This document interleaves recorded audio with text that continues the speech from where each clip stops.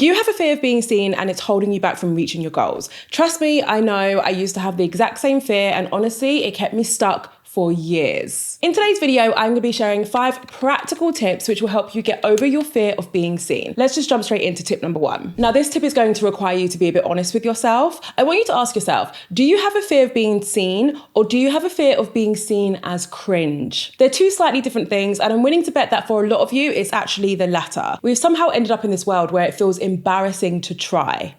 Isn't that wild? Like the idea of us trying to do something, trying to start a business, trying to become an influencer, that's now seen as cringy and embarrassing by a small group of people.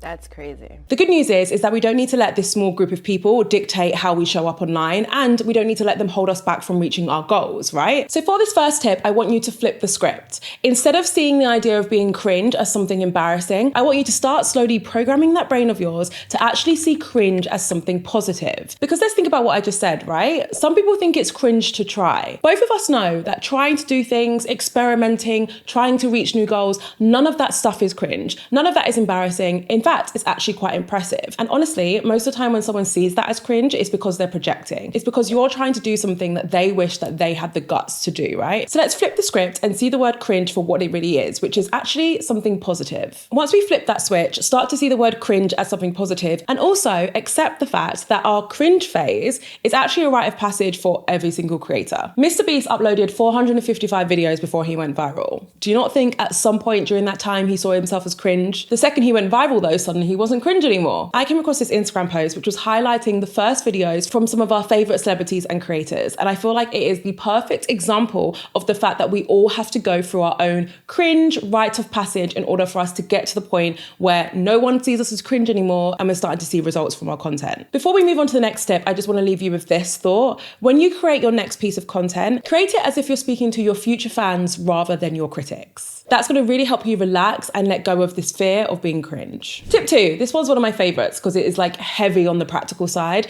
I want you to practice cringe immunity. Do you guys remember that trend on TikTok, which was all about rejection therapy? I think that's what it was called. It was basically a bunch of people putting themselves in situations where they knew they'd be rejected as a way of conditioning their brain to be okay with rejection. As I say that out loud, I actually think I could do with some rejection therapy. Maybe I'll put that on my to-do list. But for now, I want us to take a similar concept and apply it to our fear of being seen. So we zero doubt on the fact that you're likely scared of being seen because you feel like you're coming across as cringe. What we're going to do is practice cringe immunity, which will help us to slowly train our brain to stop caring. So we're going to start small. Don't panic. We're going to start by sharing content which we previously would have seen as cringe, even though we would want to share it with people, but maybe our fear of being seen is holding us back from sharing it.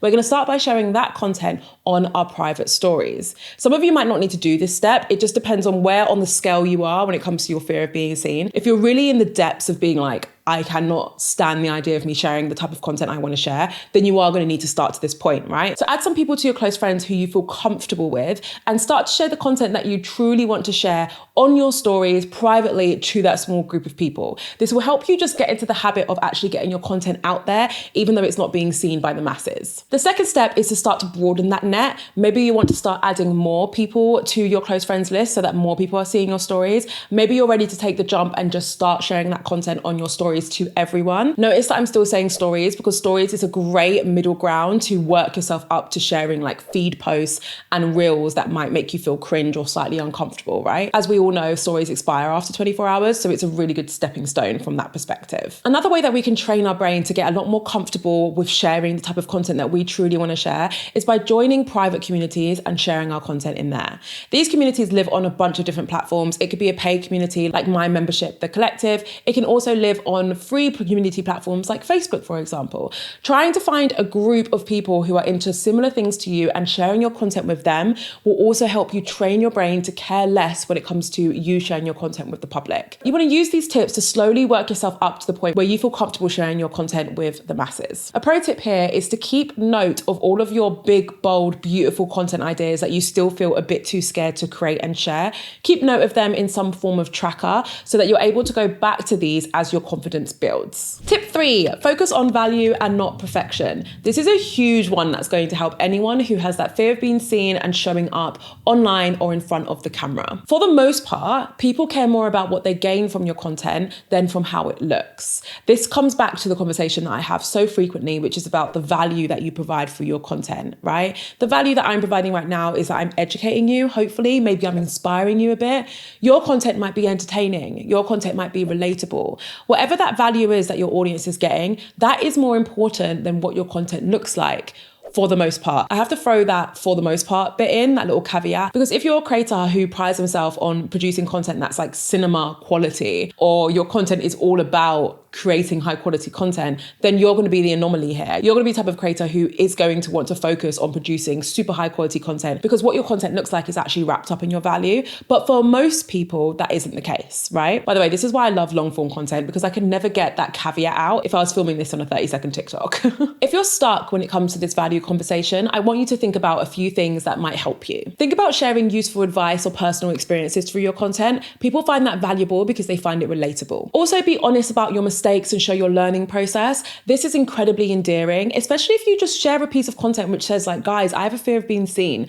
Guys, I'm a bit nervous right now because I'm worried people are going to think I'm cringe. People relate to that. In fact, look at how many views this video has. At the time of watching, it might have a few hundred, it might have a few thousand, it might even have tens of thousands, fingers crossed.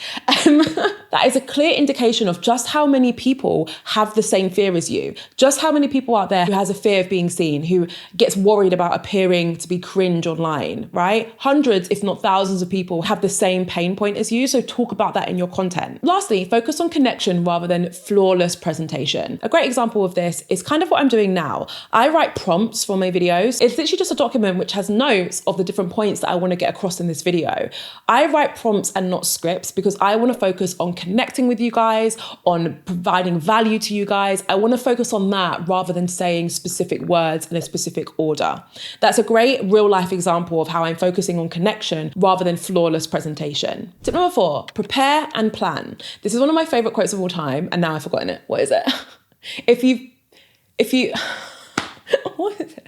It always happens when I've got a camera in front of me. I always forget these things that I say all the time. If you fail to prepare, you prepare to fail. Thank you. I'm preparation queen, guys. I prepare within an inch of its life. I don't like surprises. I'm going to walk in a room. I'm going to know who's going to be in the room. I'm going to know what I'm going to say. I'm going to know how I'm going to connect with those people. I like to prepare. And that is carried through into my content. And it's one of the main reasons why I was able to get over my fear of being seen so early on in my journey. Planning your content helps you reduce your nerves and also helps you plan for uncertainty. These two things are going to help you be so much more relaxed when it comes to actually filming. So whether you create sit down talking head content like I do, and your preparation is all about writing notes in a document, or maybe you create vlogs and therefore your preparation is more about the different scenes that you're going to capture, what the main content theme or story is going to be throughout, right? I actually just uploaded a video all about storytelling techniques for creators. I personally think it's a great video. I'll link to it up here in case you don't know how to do that yet. But the point is that you need to sit down and actually think about what you're filming before you film it, okay? The deeper you go, the more you think things through, the easier it's going to be for you to create content. Do you know what I'm going to do right now? I'm going to actually throw up a slide that I created in preparation for filming a Instagram reel. So this reel that I filmed was maybe about a minute and a half, and I wrote down all of my prompts in bold. I wrote down the different transitions, the different scenes, where I'm going to be, how it's going to link. I even attached what I was going to wear. You might not want to take it that far. It depends. I'm very type A, can you tell? It's an example of just how far I'll take preparing for my content, especially when I'm doing something that's a bit out of my comfort zone, because by preparing, it makes the actual production process a lot more comfortable for me, and it will do the same for you too. Tip number 5, remind yourself why you started. This is one that you need to have in your arsenal. Why do people say in your arsenal? Can you let me know in the comments what that means? What does that phrase mean?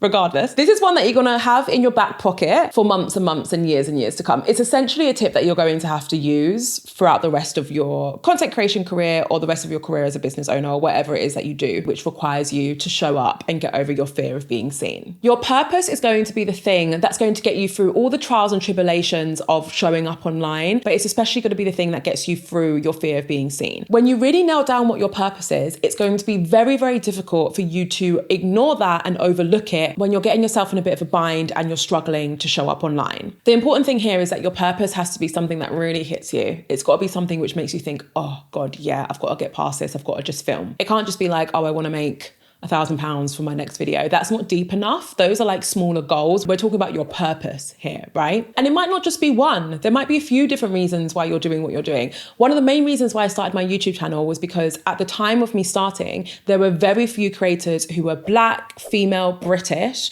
talking about business, marketing, entrepreneurship. There was just such a representation gap when it came to this niche.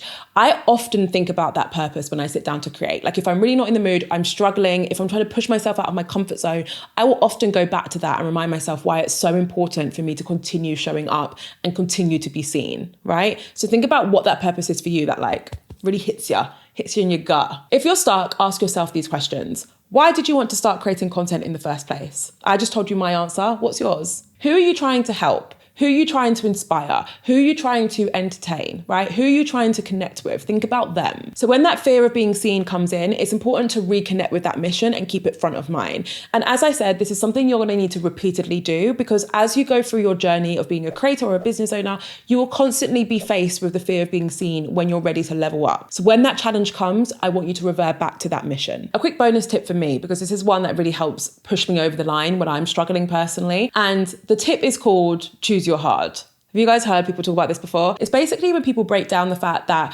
regardless of whichever path you take in life, so whether you decide that you're going to let your fear of being seen hold you back from showing up online, or whether you decide that it's not going to hold you back and you are going to show up online and build your career, whichever path you take is going to be difficult. So you have to choose which one of those you're willing to do. Both are hard. Letting your fear of being seen hold you back from ever reaching your full potential is hard.